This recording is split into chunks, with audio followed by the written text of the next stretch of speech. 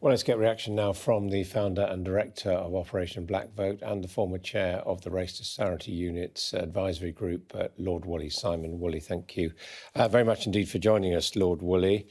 What lessons or legacies do you draw from the tragedy of George Floyd? I hope there'll be lessons learned. I think it could be an historical moment.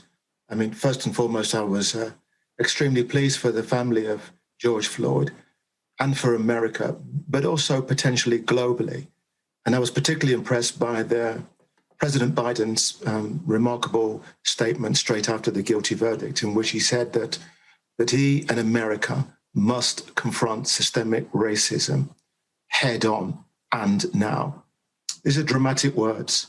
And I have to say, Adam, in stark contrast to what we heard in the House of Commons yesterday with the race equality report that has fundamentally denied systemic racism. This isn't a moment to be in denial.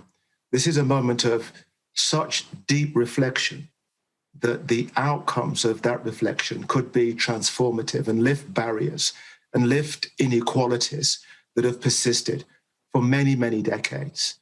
This is a moment, whether or not this country will seize it is not clear. But in America, they have set their stall full square on confronting a deep scar in American society.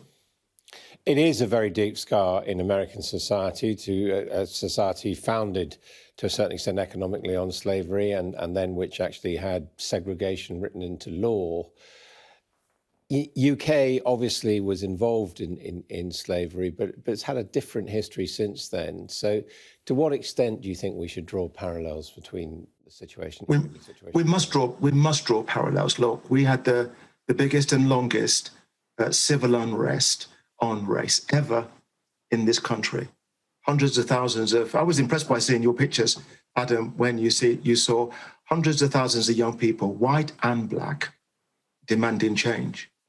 And the government report from Tony Sewell said that these young men and women that were hopeful, that demanded, were well-meaning idealists, but wrong in their assertion that structural racism existed. Now, that trounced upon their hopes. It trounced upon the lived experiences that have been, as you know, you've covered it on a daily basis, the structural inequalities laid bare by COVID-19 in education, in health, in housing, in the criminal justice system, with the heavy price that Black, Asian and minority communities have paid.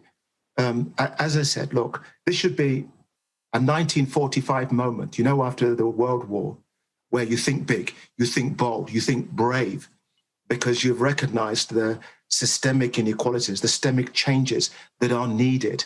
This is what this country demands. This is what these young people want. But it needs honesty. It needs leadership from number 10 Downing Street and all the political parties. Adam, not denial. If you deny systemic problems, then there's no systemic change. This is our time to tell these young people that marched on the streets, we're listening and we'll learn. And what happened to George Floyd has not been a million miles here in all those areas that I explained, and we'll do something about it. Do you think the Sewell report, which you've condemned, is going to have a serious impact on the handling of race matters in this country, bearing in mind the extremely heavy levels of criticism it's come under? Unprecedented levels of criticism. I mean, I just looked at the British Medical Association letter, which represents 150,000 doctors and medical students. And they said, we gave evidence, you didn't listen, and you misrepresented us. It's not just them, it's the churches, it's the mosque, it's the academics. Look, this report started with its conclusion. Its conclusion that systemic racism doesn't exist, in spite of the wealth of evidence. I think, look, the big thing would be to say, we made a mistake. Put it in the bin, start afresh, listen to people, and give people hope. When we do that, Adam, when you put good people in a room with a good heart and hope, great things will happen.